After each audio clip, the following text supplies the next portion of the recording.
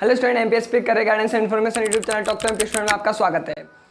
इसके पिछले वाले वीडियो में मैंने डीएवीवी का थोड़ा सा ओवरव्यू बताया था कि अपन किस किस पॉइंट पे आने वाले वीडियो में चर्चा करेंगे।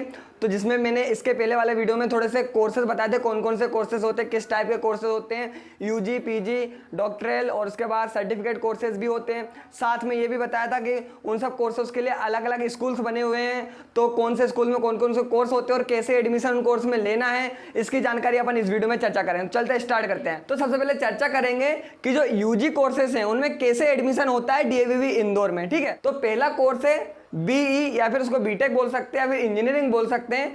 तो ये जो होता है वो आईईटी द्वारा होता है, मतलब डीएवी का जो स्कूल है आईईटी उसमें होता है और इसमें एडमिशन जो होता है वो डीटी की काउंसलिंग के थ्रू होता है।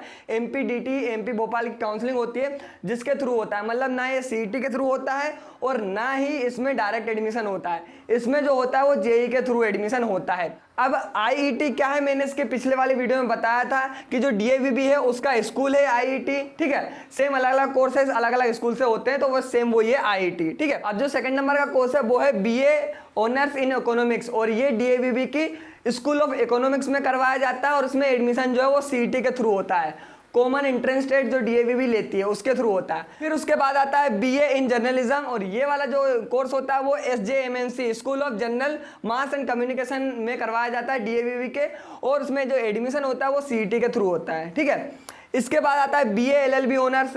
बीए एलएलबी ऑनर्स लॉ की डिग्री है और 5 साल की डिग्री होती है। ये डीएवीवी के कौन से स्कूल ऑफ लॉ में करवाया जाता है। अब ये स्कूल क्या है इसके पिछले वाले वीडियो में देखना आप, जो पहला वाला वीडियो उसमें आपको मैंने डिटेल से बताया था। ठीक है, तो इसका भी जो एडमिशन होगा वो सीईटी के थ्रू होगा। 12th बेस वाले कोर्स बता रहा हूँ जो 12th के बाद जिसमें एडमिशन होता है। ठीक है, फिर इसके बाद आता है बीकॉम अकाउंटेंसी एंड टैक्स। तो ये वाला जो होता है वो स्कूल ऑफ कॉमर्स में करवाया जाता है डीएवीवी के और इसमें एडमिशन सीईटी के थ्रू होता है। ठीक है, फिर इसके बाद आता है बीकॉम ऑनर्स जो आईआईपीएस में करवाया जाता है और इसमें एडमिशन भी सीईटी के थ्रू होता है। फिर इसके बाद आता है BSc electronics and computer science.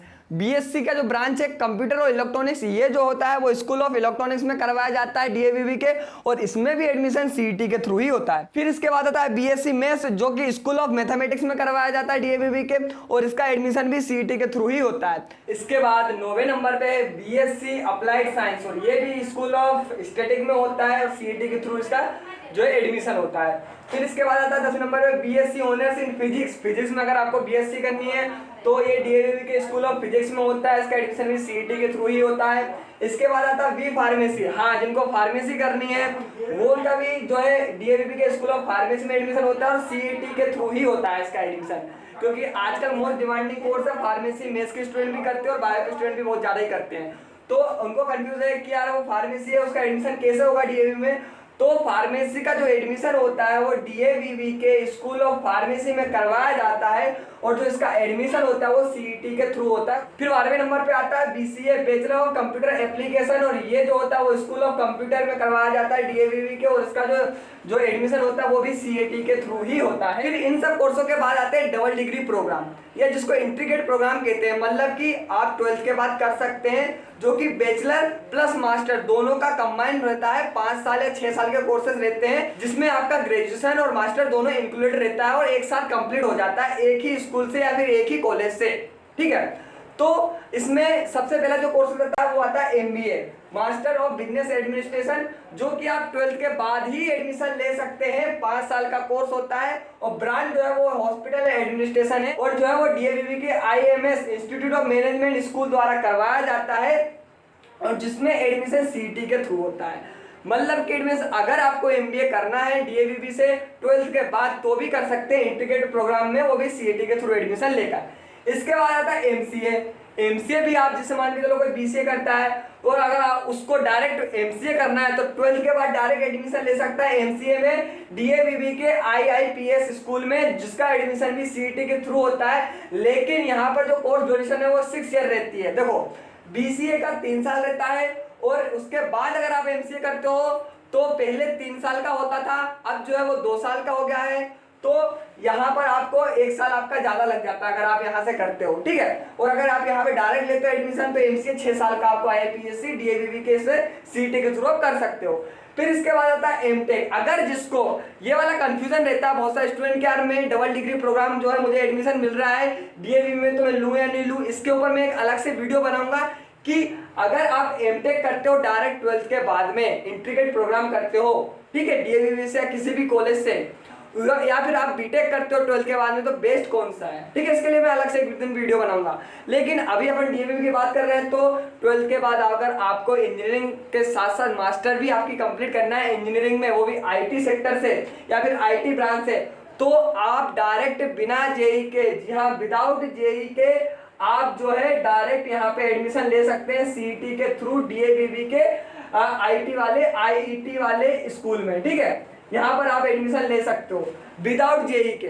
अगर जिनने जेई नहीं दी उनको डीएवीवी से करना है आपकी इंजीनियरिंग, तो आपको डबल डिग्री करनी पड़ेगी।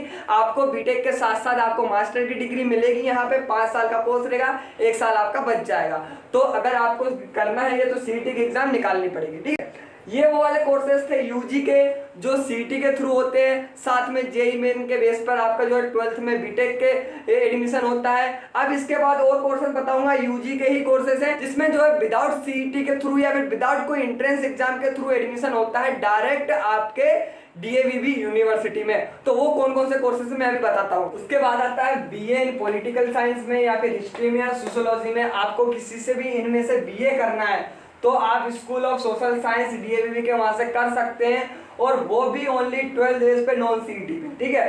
तो इसके पहले जो कोर्सेज बताए थे वो सारे थे सीईटी बेस पे, जिनका एडमिशन आपको यूजी के 12th के बाद जो कोर्सेज होते हैं सीईटी के थ्रू डीएवीवी में। अब ये वाले वो कोर्सेज हैं जो 12th के बाद होते हैं, वो भी 12th बेस पे एडमिशन होता है। इसके लिए नॉन सीईटी है, मतलब आपको सीईटी नहीं देनी है।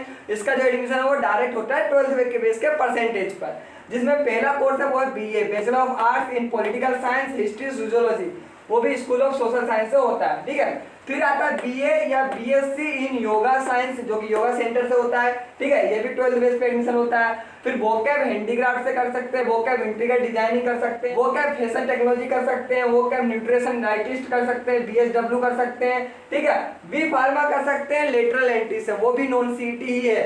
लेटरल एंट्री इट मींस कि आपने डी फार्मा पहले से कर रखा है, इसके बाद आपको सेकेंड ईयर में एडमिशन लेना है, तो आप यहाँ से विदाउट सीईटी या फिर विदाउट कोई एग्जाम किए आप यहाँ पे एडमिशन ले सकते हैं और स्कूल ऑफ फार्मेसी में, ठीक है। तो ये वो कोर्सेस हैं यूजी के जो कि नॉन सीईटी के थ्रू एडमिशन होता है। अब मैं नेक्स्ट वीडियो में बताऊंगा पीजी वालों के लिए कि पोस्ट ग्रेजुएशन कोर्स कौन कौन से हैं यहाँ से, और साथ में कौन से सीईटी के थ्रू होता है और कौन से कोर्स नॉन सीईटी के थ्रू होता है, ठीक है। और साथ में ये भी बताऊंगा यहाँ पर कि सर्टिफिकेट कोर्स कौन कौन से हैं जो कि आप 10th या 12th के बाद कर सकते हैं, और कौन कौन से सर्टिफिकेट सीईटी के थ्रू होता है और कौन से नॉन सीईटी के थ्रू होते हैं, ठीक है। क्योंकि सर्टिफिकेट कोर्सेज भी बहुत शानदार कोर्सेज होते हैं जिनमें आपको डायरेक्ट और जल्दी जॉब मिल जाती है। डिप्लोमा कोर्सेज जो कि जॉब के लिए बहुत मतलब यूजफुल होते हैं और जल्दी जॉब अपन को मिल जाती है इन सर्टिफिकेट कोर्सेज के थ्रू, ठीक है।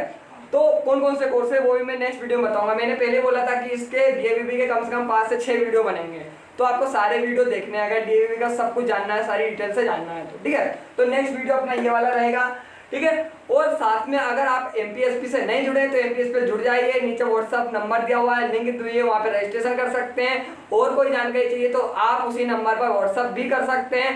साथ में अगर आप 12th के स्टूडेंट से एडमिशन लेने वाले हैं किसी भी कोर्स में, या फिर स्टूडेंट्स को लेकर कोई भी डाउट है आपको अपने करियर को लेकर, तो आप जो है मैसेज करिए, बिल्कुल करिए, और एमपीएसपी से जरूर जुड़िए। एमपीएसपी क्या है आप जो है प्लेलिस्ट में जाकर देख सकते हैं, ठीक है। मिलते हैं नेक्स्ट वीडियो में।